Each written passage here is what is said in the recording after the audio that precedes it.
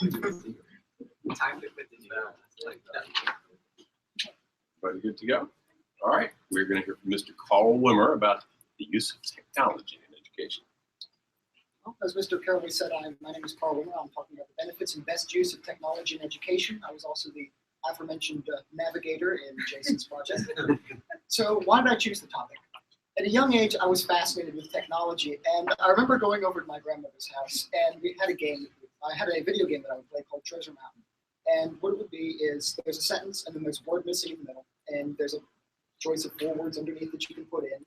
And if you get the question right, you're able to go up the mountain further. If you get the question wrong, then you have to go back down the mountain. If you get all the way to the top of the mountain, you get a prize, and there's 300 prizes in the game. This picture was taken the day that I got the 300th prize. I was really, really proud of myself. Many years later, I was brought into the Blue Ridge Virtual Governor School, which I'm guessing all of you know is a program that emphasizes technology very heavily in their curriculum. Around this time, I was also part of Hornet Technologies, which is a unique program in the fact that it builds all of the desktop computers that are currently in Orange County school system. They also offer 3 different certifications, a A+ certification, Net Plus certification, and Security Plus certification. I currently have that Net Plus certification, and I'm working on getting my A+ and my Security Plus. So technology has always been a very influential thing to me. So now that you know what I chose, internship. I started working on my internship over the summer with a mentor named John Nicolay. He was the tech director for Rappahannock County Public Schools.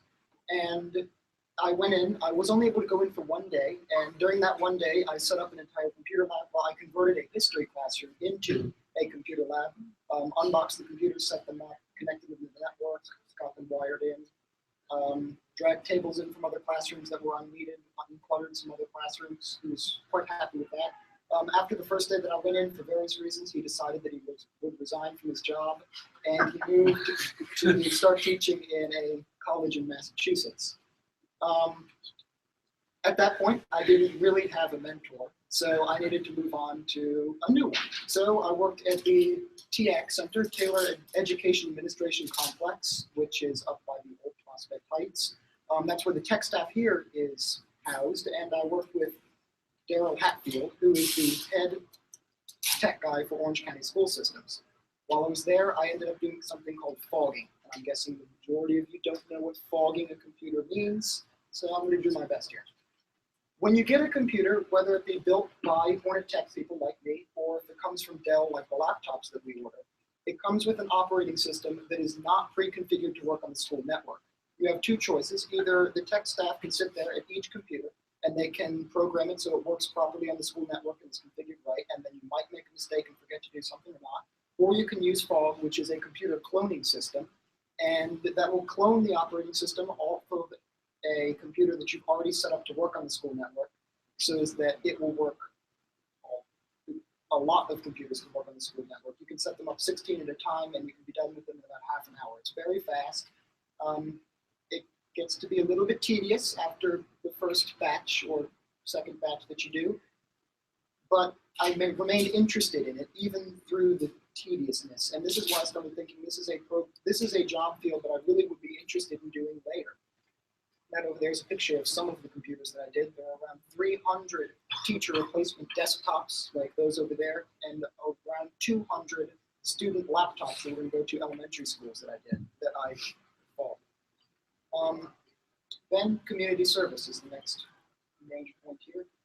I started working on my community service around the same time I started working on my internship, and I didn't really know what I wanted to do. So I called both of the principals from Locust Grove Middle School and Prospect Heights Middle School and tried to get recommendations from them. Neither of them got back to me. I called them both again. Miss Crandall got back to me from Locust Grove Middle School, who is the principal there. Miss Burke never has gotten back to me even yet. I'm still waiting. But I never got anything back from her. So I went in and I spoke with Miss Crandall, and she wanted to set up a meeting, which I went to. It was her, an assistant principal, the librarian, the tech lady that works at Locust Grove Middle, pretty much anyone that she thought could help me, and she was overjoyed that a Governor School student was coming in to work and do their legacy and their community service with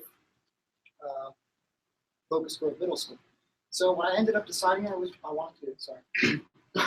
what what I ended up deciding I wanted to do was I worked with the Gifted and Talented program from both Locust Grove Middle and Prospect Heights. I chose Gifted and Talented because their curriculum is much more fluid than other classes. I can go in and I can take a week or so out of their time, and it's not really going to affect their learning courses. It's just going to be another thing that they wanted to do. So Miss Foster at Locust Grove Middle School and Miss Graves at Prospect Heights, who I've already had as a teacher, I worked with both of them to create a project that would match a student from Locust Grove randomly with a student from Prospect Heights.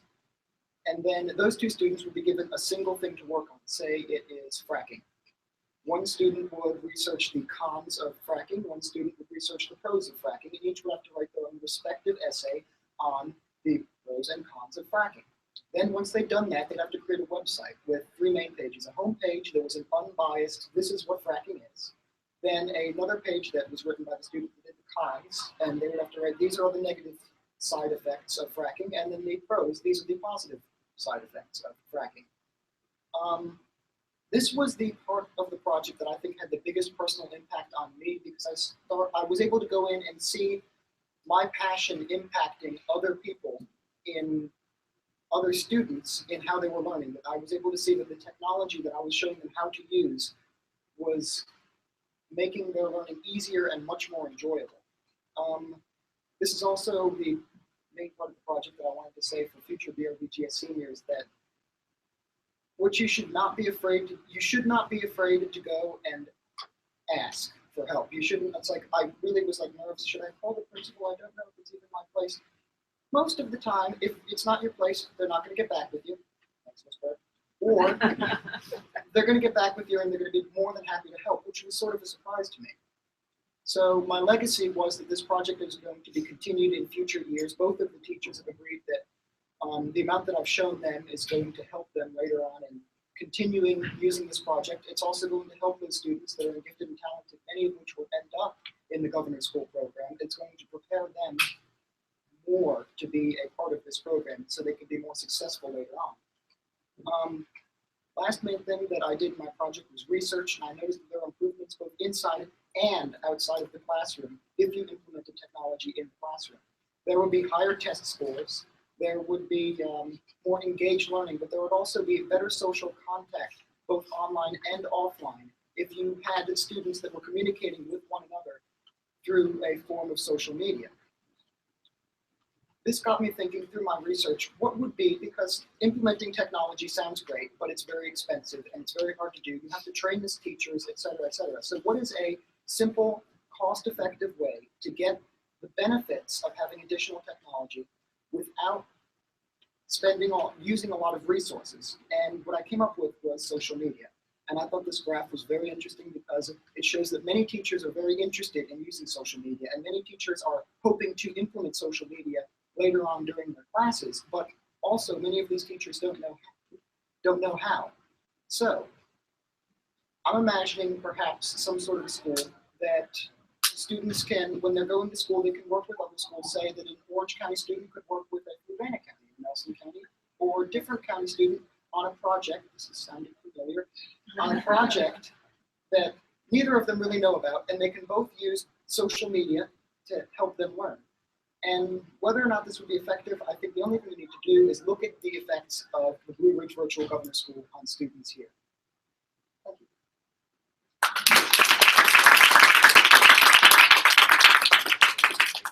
I'm going to kind of have the same question that Ms. Herndon did a couple times ago. When I did my student teaching years ago, I did one in a classroom where it was simply everybody had a laptop. The teacher kind of stood in front, but everybody worked at their own pace.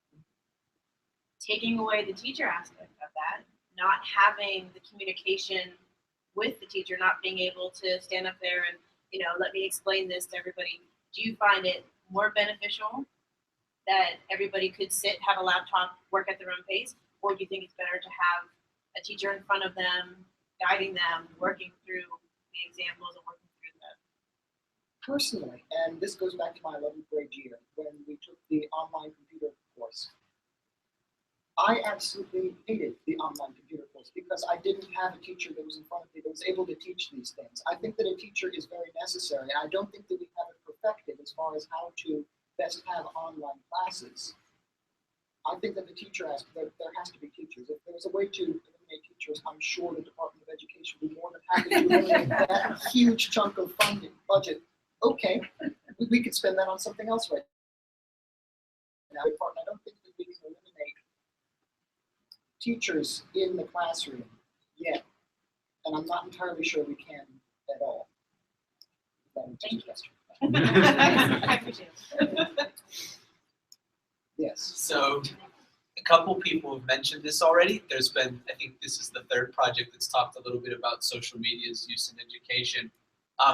I feel like the most effective way to kill social media is to have your teachers and adults try to engage with children in that like kind of forum. And so I'm just kind of curious what you think about that. Like, because for a lot of people, social media is the release from the school. And like you said, it's like as soon as your parents get into it, it's just like, yeah, okay, we're done with this now. So I feel like it's hard, like as a teacher, you want to give your kids access and you want to meet them at the level that they're interacting with others on. But at the same time, like, I feel like a lot of kids don't want, I don't like dealing with my parents through online things. Like, I'd rather just call them. Like, so how do you feel? Like, I mean, is that a fixable problem, I guess? I'd like to start off with, this is about a week ago, I rejected my mom's Facebook friend request for the third time.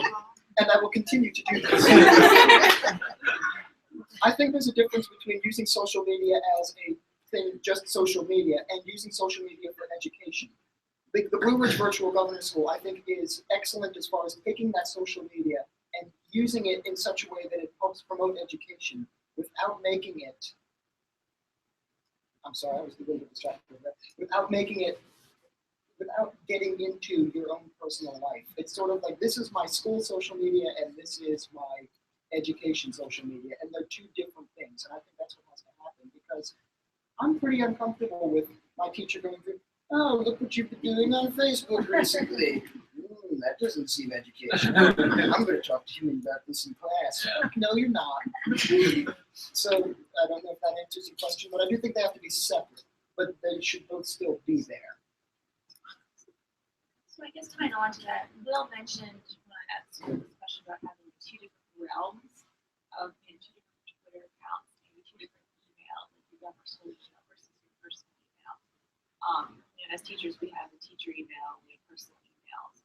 Does it get too much to have to manage all of that email? No, I don't think so. I've been doing it for 4 years now, and I haven't been overwhelmed in any way. I think it makes it a little bit easier because you don't have to find the email in your own personal folder. Wait, which one was the one that I was emailing my teacher about? There's 100 emails from Fast Web Scholarships now that I have to filter through to get to this email that's not. It's a little bit easier to manage, I think, if you keep them both completely separate. I also differ with Will on the fact that I think that Facebook is Facebook, and Facebook is not educational. You can make it educational, but I don't think in its nature it is educational. I think there has to be a form of social media that is developed just to be used in education. Do you agree with something like Twitter? Yes. I mean, you can make Twitter a better tool for education, but I don't think that in its nature it is a tool for education. I guess so. Google Plus, I feel, tried to do it with the circles you could have, so you could have one platform interact with both, but we all use Google Plus, and we know how great. Oh wait, no, we don't all use Google Plus. Like, we know how great that turned out. On a different aspect, how do you get, for governor school kids, this wouldn't be an issue, but how do you keep it educational in the classroom? How do you get it from someone not tweeting this class sucks? You know, like how can you differentiate between this is just a learning thing compared to this is fun time for us. We're gonna go look at these things. I think that if you start using like teaching kids how to use social media, say in kindergarten or first grade, then what they're going to start learning is this is a proper way to professionally communicate, similar to how in kindergarten you need to share your toys. You also learn that you don't insult the teacher on Facebook.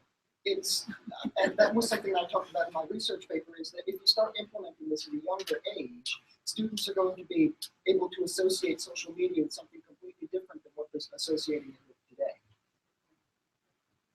Mrs. Hooker, questions.